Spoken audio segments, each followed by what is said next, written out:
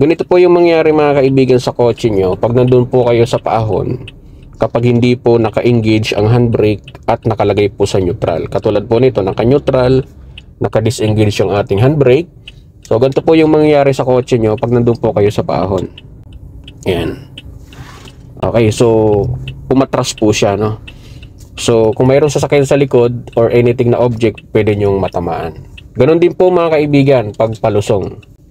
Ayan. So nakapalusong, pag naka-neutral yung gear nyo at naka-disengage ang handbrake, so ganito po yung mangyayari sa kotse nyo. Ayan. So aabante siya pababa.